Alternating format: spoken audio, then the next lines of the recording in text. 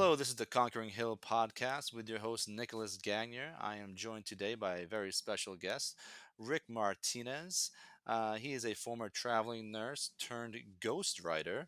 Welcome to the podcast today, Rick. How are you? Hey, Nicholas, I'm doing great. It's awesome to be here across multiple countries, no less. Absolutely. So, tell the audience a little bit about yourself, Rick. How did you get into ghostwriting? Um, Express to us what is that? What do you do every day? I mean, are you just waiting for people to contact you so you can write stories for them? How does it work? Yeah, that's a great question. And ghostwriting, it's a rapidly growing part of the writing world, if you will, because more and more people are understanding what it is. Um, so, quick example. So, for some of the listeners who may not quite be able to wrap their minds around what a ghostwriter is, so think of the latest book that came out. What was it? The one from Prince Harry. It was what I forgot. It was like a one word title, something like that. Hmm. Or books by celebrities or actors. The thing is they 9.999 times out of 10 don't write the books.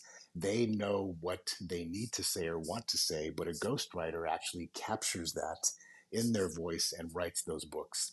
Um, so ghostwriting is not just books; it could be articles, it could be a variety of things, speeches, speech writers. Think about the president of the United States. He doesn't write his speeches. No, we all know that. Yeah, I mean, I don't think he can even write a sentence. What are you talking about? but you know what I mean. So most of the time Yes. is people know what they want to say, they don't know how to say it, and that's where a ghostwriter comes in. The big distinction with ghostwriting is the ghostwriter, for the most part, doesn't get credit. We get paid for the work, but we don't get credit for the work, and that's okay. So that's in a nutshell what a ghostwriter is. Where I fall into that spectrum, if you will, is I ghostwrite books for seven-figure CEOs and entrepreneurs. These are um, folks who have achieved something in their business and their business life, and they've reached the pinnacle of success in their entrepreneurial world. And now their next thing is what's next. And of course, it's almost always write a book, tell your story, share it with the world, and especially if there's a process that helped them become successful involved. And so that's where I sit. I sit right there in the ghostwriting books for seven-figure CEOs, entrepreneurs, and um, stretched it consultants and coaches. Excellent. Well, that sounds like a pretty interesting field to be working for, especially if you're talented, you are great with words, and you can express exactly what someone wants you to convey for their readers and their audience. Certainly sounds like it takes a load off their shoulders, and they get to actually claim the credit. I'm assuming, right? Because your name isn't on any work, is it? No, it's not, unless there's a very unique structure or contract. For the most part, no, my name is not on the work. And how do you feel about that? You don't care? So it's that's a great question, Nicholas. But sometimes you got to put your ego in a box. Being a writer, there's something about being a creative podcaster. You're creating something, and as a creator, a little bit of ego goes into it. We're building something from nothing, and I had to learn fast and hard to put that in a box because this isn't for me. It's for a client. Hmm. And how busy are you? Are you currently working on anything right now? It's actually as we speak. Today's Thursday. On Sunday, which is in 3 days, I'm headed out to Chicago, kick off another project with a seven-figure CEO, and we actually started his project March 1st, but we start the interview process next. I'll be in Chicago all next week. So yeah, I'm keeping busy. Good, good. And when was that turning point for you? When did you finally realize, you know what? I should be a ghostwriter.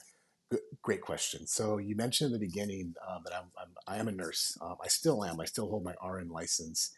Um, so I've been a nurse for 25 years. I got my RN license, graduated from nursing school in 1995. So it's been a while. Um, I realized pretty rapidly that the dollars for hours trade off was not the life I wanted to lead.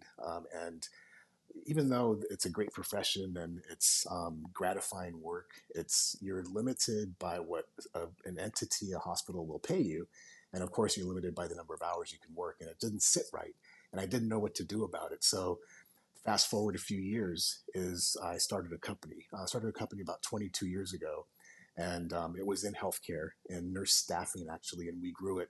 My wife and I grew it to um, an eight-figure, a pretty sizable organization with several hundred employees across the U.S.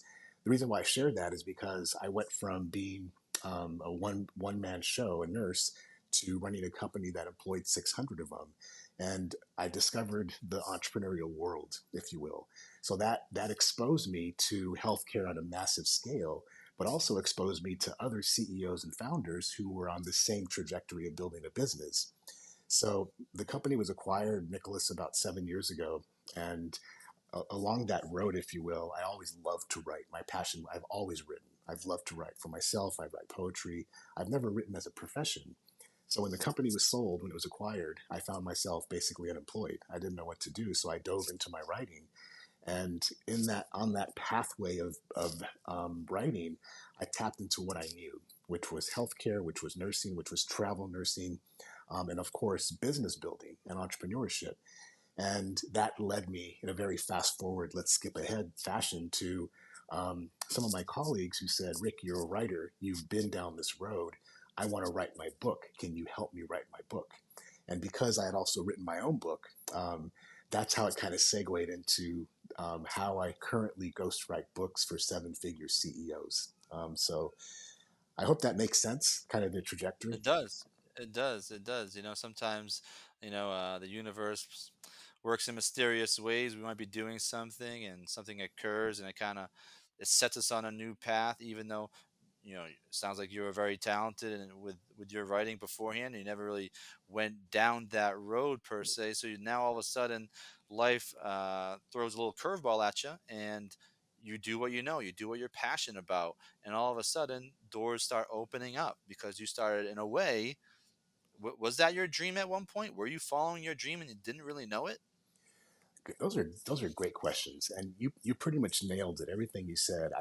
I think that I knew from the sixth grade, like when I was 12 years old, that I loved to write. I love to write stories, fiction, nonfiction, just stuff. And I never, I guess, growing up, at least I'll speak for myself, is I was taught that while the sky's the limit, I needed to kind of do something that would pay the bills, that would Right. generate income. We're all taught that. Yeah, and Hmm. no fault, nobody's fault. It's just I kind of put that I didn't realize then that writing could actually be that thing that generated. I didn't know. It just felt like a hobby. So I did in a way put it on a back burner, and I've unpacked it now after all these years, and it's I still do some nursing shifts in the emergency room, but for the most part, about 90% of my time is with pen and paper. Nice, excellent. So someone wants you to ghostwrite for you a particular topic or a story. They give you an outline of all the bullet points they want you to cover, or they just say, "This is the title of the book. Go ahead." Those are you're asking really good questions. So the first thing we would do is we'd after we discover each other, whether they discover me or vice versa, is we jump on a call, very much like this, where we can see each other, unless it's in person. And I spend about an hour with them, and vice versa. Usually they're busy. This is a busy entrepreneur CEO, so they don't have a lot of time, and I respect that. The first thing we do, Nicholas, is we make sure that there's what I call the butt sniff test. You know, when two dogs meet each other, the first thing they do is they sniff, um, Yep. and they know instinctively this is good or this is bad. And so that first hour, the first Zoom call or meetup in person is to do none of the book stuff. It's really just to see if there's resonance between us. And for the most part, there is, because they've seen either some of my videos, they've seen what I've read, maybe we have a mutual acquaintance. It's rare that it's a very cold meeting. But no, first we see if there's a good fit. And if there is, then the next thing we do is before we even do a contract is I want to know what their concept is. What is it they want to talk about? Is it something I can write about? Is what I'm really fishing for. And then after that, once a contract is signed and we realize it's a good fit, it's the right price, it's the right time for them. Then once the contract's signed, we get into what's called the big book idea. So then we get into the stuff you just mentioned. Oh man, wow, that sounds like a pretty organic process, step by step. Obviously, it really starts when you finally meet that person, when they finally discover you. How many pieces of work or books can you claim, or not really claim, are yours, but something that you completed? So as of this episode right now, I can claim three full on books, and by the end of this year, I'll be able to say that word. We've done 8 books by the end of 2023. Wow, good for you. Excellent. Now, generally, these are very busy people, and they don't have time to, sit down with you uh, through the whole process. Or are they checking in? Well, how's it going? What do you got so far? Can I take a look? Or do they want to change things up? Oh, I don't really like that part. Rick, can we put this in there? Can we take that out? Or is it just like, Rick, it's all you, my friend? So those are it all depends. So for the most part, the contract will spell out like how many edits they'll get, and generally there's 2 or 3 edits, because otherwise, what's called scope creep gets in. Is then they say, well, I want to change this or I want to change that, and then it pushes the deadlines back. But to answer your more poignant question is, I let them know up front, like, here's what the process looks like. Here's when I'll be in contact with you, and here's what I'll be in contact with you about. Because a lot of them, because of who they are and what they've done, they, for the most part, in my experience, they like to be semi hands on. So they allow the space for creativity and for, of course, the grunt work, which is the writing and editing and re-editing and all that. But to answer your question is, I do check in, and sometimes they check in when I don't expect it, just to see what's up. And that's okay. It's their project. It's their baby, if you will. So they want to know how their baby is progressing. Hmm. Yeah, I'm an author myself. I've published 4 books. I just finished a writing prompt book. My third piece of work, my wife helped me edit it a little bit, and she was fantastic. She definitely, she's got her hands all over it, where it would have looked completely different if I didn't um, collaborate with her.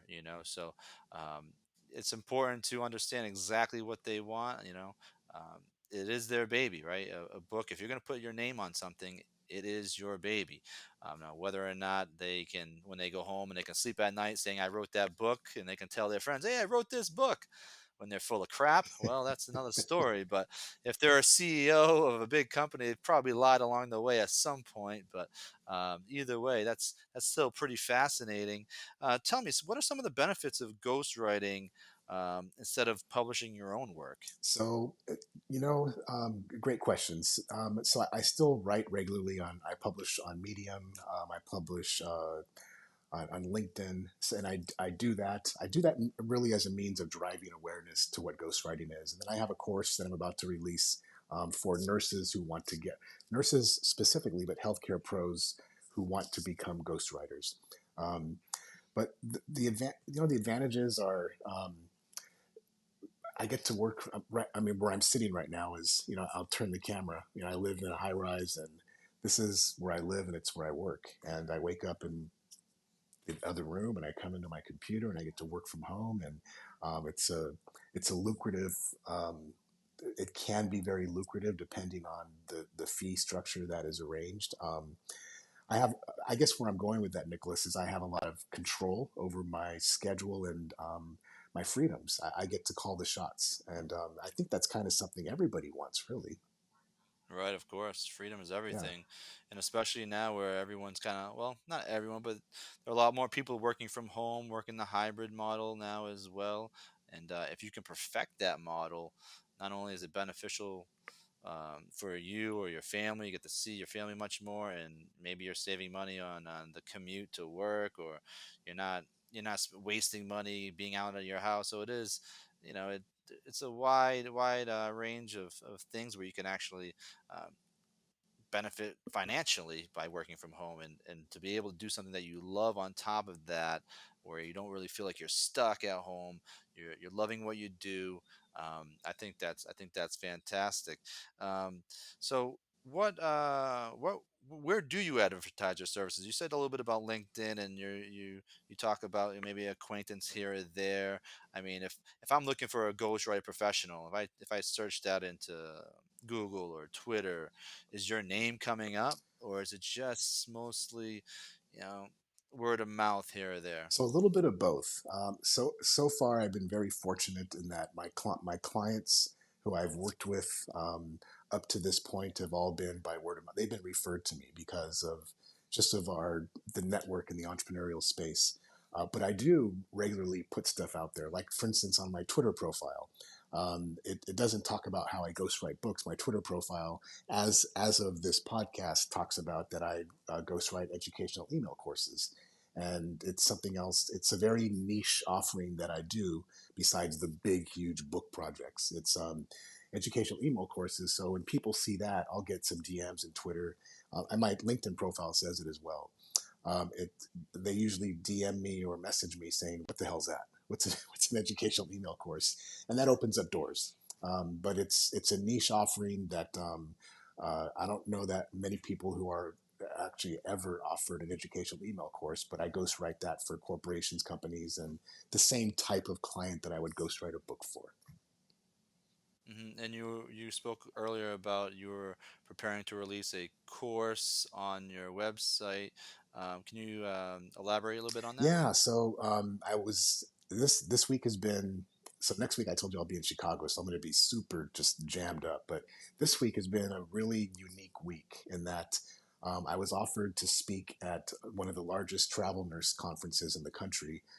Now that COVID is behind us, they're back in business, and it's there's probably about 2,000 travel nurses that go to Vegas, and they asked me to speak about how nurses can get into become a freelance writer, and that kind of um, they mentioned it to me several months ago, and it kind of sparked a thought.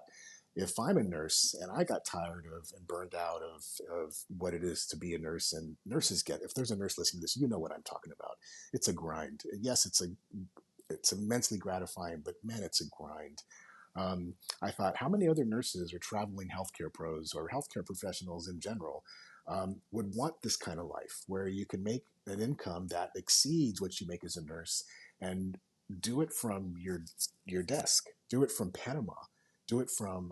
I spent a year, almost 2 years in Europe during COVID. Do it from overseas and still make a really good living. So the course is that I'm putting together and going to launch here, probably in coordination with the speaking gig, is how would I don't have a title yet, but it's basically how a travel healthcare pro or nurse can make a kick-ass living as a ghostwriter. I'm doing what I do basically. I'm going to teach them how to do it. Dude, that is awesome. I might even into that myself, Rick. Or maybe you give me a discount. I don't know. We'll talk about it after that podcast, I guess. What would you what kind of advice would you give to a younger Rick Martinez, knowing everything you know now, having experience being a traveling nurse and now being a ghostwriter? What kind of advice would you share with him? Man, that's a deep. That could be a very deep question.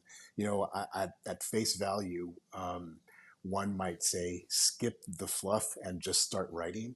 But the fact is, the things that I went through to get to this point are, I believe, what makes me a very distinct and unique voice for my client. Being a nurse, being a travel nurse, being a military nurse, starting a company, having other companies that started and failed. It's been those ups and downs over the last, let's call it a decade, that have, I believe, put me where I am today. So I would if I was to look back and uh, time travel, I'd say whatever's going to happen, roll with it. Just roll with that motherfucker and keep going, because the day's going to come where your truest passion is going to emerge and you will be better for it. Right, absolutely. I think if we all are chasing our passions, at one point, if we continuously go towards our dreams and goals, at one point you will be successful and you will reach the summit, all right, the pinnacle of exactly what you're working towards. Yes, it's going to take some time. Yes, it's going to be hard. You will fail along the way. But in the end, as long as you are moving forward and you are grinding towards exactly what you care about, you're passionate about, there's absolutely no reason why you can't reach that point in life where you said, yes, I finally did it, I love this, I'm working now, but it doesn't feel like work because I love what I'm doing. We can all get there. But like you said earlier, sometimes we feel like we have to put, food on the table, we have to pay the bills. So it's that conundrum of like, what do I do? Do I settle and I just work and just live, and sometimes I don't say you want to, people are rotting away, but in a sense spiritually they're not they're not growing because they're not doing exactly what they love, so they just kind of they start getting trapped in that box, and that box gets a little bit smaller and a little bit smaller until they can break free, thinking, what am I doing? Let's go do this. I can do this right now. You just have to start, and that's the biggest thing where I always tell people about chasing their dreams. Just Yep. start. Just don't even worry about it. Just start, and you'll be amazed what you can do, what you will learn, who you will meet along the way. Because you know what, the universe does work in mysterious ways where you're working towards your dream or goal, and all of a sudden you meet this person because they're somewhat aligned with what you're thinking, what you're doing, and maybe they can help propel you to the next step. Um, it's important just live your life doing the things you love, because in the end we only have one, right? We only have one life to live, so enjoy it. And so Rick, what would you say to someone that is currently thinking about becoming a ghostwriter? I know you're going to do that speech, that keynote speech in Vegas, you said. So if you had a one-on-one conversation with someone, like, what would you express to them?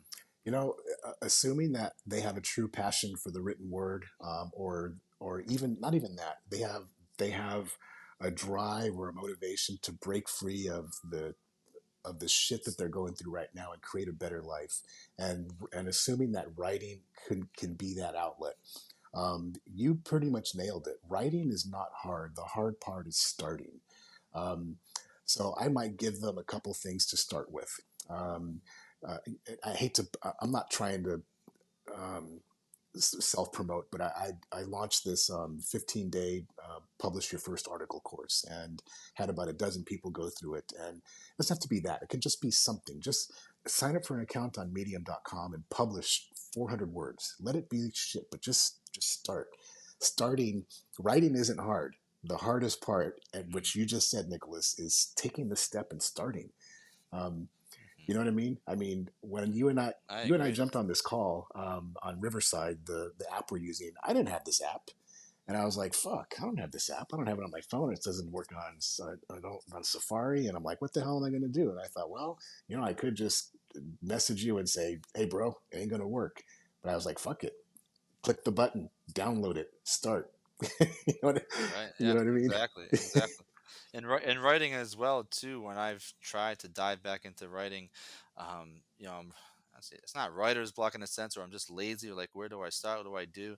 What do I what do I first write? But once I put some words down to paper, some thoughts to paper, it just becomes so much easier. And granted, probably those words I'm writing initially aren't going to make it the final letter, the final cut, but it's getting the blood flowing again. It's getting the thoughts moving more freely. And I think, was it Dr. Jordan Peterson talked about, you should write at least 15 minutes to 30 minutes a day just to clear your thoughts. Because if you can write your thoughts down on a piece of paper, you'd be more apt to express them more clearly and more powerfully as well. So you don't have to necessarily be a ghostwriter or a writer to write. Just writing down your thoughts in general will have a positive impact on your life. For sure, 110%. Yep. Mhm. So you're going to Chicago soon. What's after that? You're loading up the dock with a bunch of projects. How do you decide which one's which? You have a deadline, I'm sure, for some of these gigs, but do some take preference over others based on the rate, or just purely deadline driven? It's deadline driven, and there's a lot of stuff that goes into what we produce for the client. It's not just the written word and the edited manuscript. It's actually the cover art, the back cover, the Amazon registration, ISBN. We do it from soup to nuts, and we timeline it out. And so what I try to do, for instance, I have a call in 2 weeks with another potential client. What I would do then is I would have to schedule his I have a strong feeling that he's going to come on board. What I would do is make sure that we schedule his start date so that I know when I have time chunks. Because the client I'm going to work with next week in Chicago, I already have an idea of when the heavy lifting for me, meaning the actual writing, is going to take place and how much time it's going to take me. So if you can visualize that, I have that chunked out on my calendar.